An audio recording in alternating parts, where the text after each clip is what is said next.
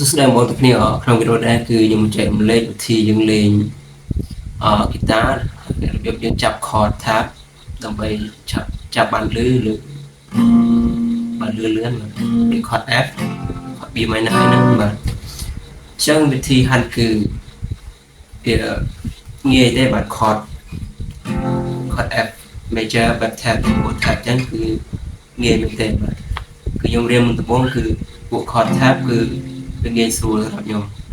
មុនដំបូងវាអត់លឺទេដៃយើងអត់លឺទេព្រោះអីដៃយើងថ្មីទៅវាអត់ទាន់ក្រិនហើយអត់មានកម្លាំងអញ្ចឹងវិធីយើងហាត់ដើម្បីឲ្យដៃយើងមានកម្លាំងគឺយើងត្រូវហាត់ chromatic scale គឺយើងរៀនហ្គីតាដំបូងគឺយើងចូលដំបូងគឺហាត់តែខ្ញុំចូលរៀនថ្មីគាត់ណាខ្ញុំរៀនជាមួយដូចថាពេលល្ងាចចេញធ្វើការមកគឺនៅថៃពួកថៃគាត់ចេញមកគេផឹកស្រាសខ្មែរសរិនផឹកស្រាសល្ងាចទៅឃើញគេលេងដល់សូមគេរៀនអញ្ចឹងគេប្រាប់មុនដំបូងក៏ឲ្យហាត់រៀនដែរយើងឲ្យដល់ chromatic scale ឲ្យដល់1 2 3 4អញ្ចឹងយើងដើរតាមយើងដើរយឺតៗមួយយើងដើរ1 2 3 4 3 4 1 2 3 4 1 2 3 4មកយើងព្រឹកចឹងមកតែដៃខាងក្រោយយើងគឺយើងដាក់បែបនេះចាត់ចឹងមកចឹងយើងដើរ1 2 3 4ចឹងអានឹងមានប្រយោជន៍ច្រើនធ្វើឲ្យដៃយើងមានកម្លាំងហើយវាធ្វើឲ្យសាច់ដុំយើងនិងខួរក្បាលរបស់យើងថាវានេះជុំគ្នាវាទៅជាមួយគ្នាហ្នឹងហើយចឹងពេលយើងហាត់អានេះមួយនាទីអីតែយើងហាត់រួចរាល់ថ្ងៃហាត់រាល់ថ្ងៃចឹងយើងហាត់រាល់ថ្ងៃទៅយើងមករៀនចាប់ chord F នោះ chord F គឺដាក់ដៃបែបនេះដែរយើងថែបែបនេះបាទហើយ chord F នឹងដែរគឺវាអាស្រ័យលើការហាត់របស់យើងគឺការអត់ធ្មត់បាទហើយមួយទៀតគឺខួរក្បាលរបស់យើងបើយើងដាក់ពុប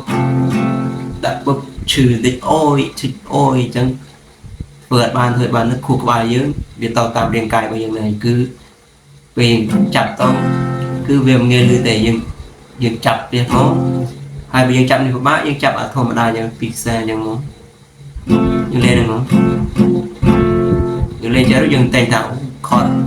chord F ងាយនិង chord S ងាយលេង chord S ស្រួលចាប់នឹងថាអញ្ចឹងមកអញ្ចឹងគូក្បាលវាធ្វើឲ្យយើងសប្បាយក្នុងការលេងទោះវាអត់លឺក៏ដោយប៉ុន្តែខ្ញុំប្រាប់វិធីមួយគឺយើងប្រើឲ្យឆ្អឹងដៃយើងជាហៀងនេះកន្លែងដៃយើងមានពោកមួយទៅណាអញ្ចឹងយើងយកខ្សែទី1ខ្សែទី2ឲ្យវាចូលឲ្យវានៅលើនេះហើយដៃយើងនេះយើងសកាត់ខ្សែតែមួយទេខ្សែទី6មកហើយយកកន្លែងពោកយើងជាហៀងនេះណា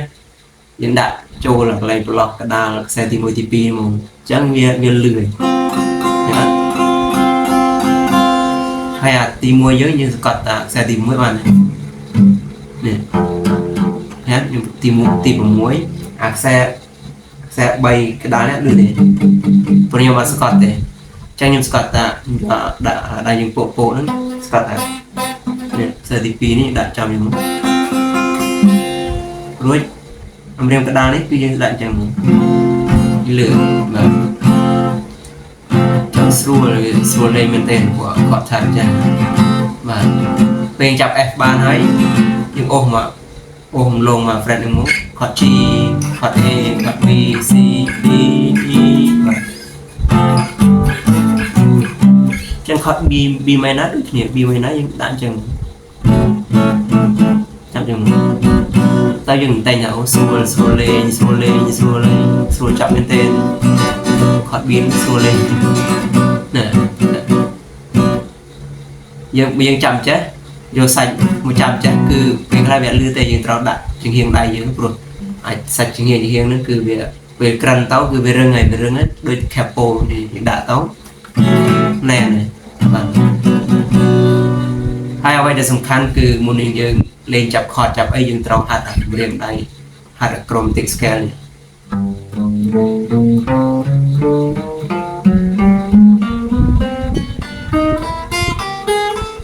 បាទយើងរាប់1 2 3 4 2 3 4មក1 2 3 4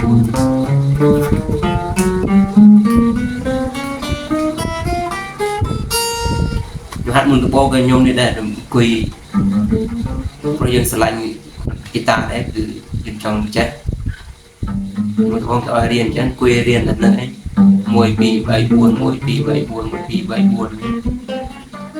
vì lấy du tóc đây dừng từ ruột tàu phần ảnh tóc về dừng chập khót chập cái đó vì chập lư vì lư lươnแต่มันสันยังโจทย์ทำไมต้องตัวเรียนจับคอร์ดมาดอยต้องvìชื่อใดhết vì vừa vì chọn lứ giờ bạn thực chất đó như việc là như chụp liền chẳng nhưng trâu hạt riêng mình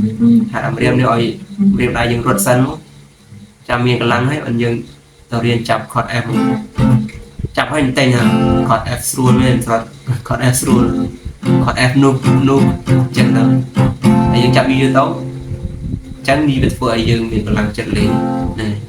và chẳng nét kia tình địch để nhom riêng mó cứคิดเพิ่นจังไงคือเรียนจังไงว่าคือสำหรับได้ทำไมคือเอาเพิ่นหัดจังไงว่าtrong video này nhiều miền làคือแจมเลยเป็นทีจับคอร์ด F คอร์ดทับมาไอ้กว่าคอร์ดเซมไอ้เนี่ยlàเคยทำบะมาแต่việcบะเมนแต่ไปยืนหัดยืนเจียมยืนอัดหมดหัดlà ngày rồi ngày nhé những con này thưa bạn bạn chắc là nhỏ miền ấy cho nên một video đấy từ trời bọn bọn ở kia từ ở một và từ chia diêm hạt chạy hạt rồi ngày đập để play những chặt kho F1 lười những số mà con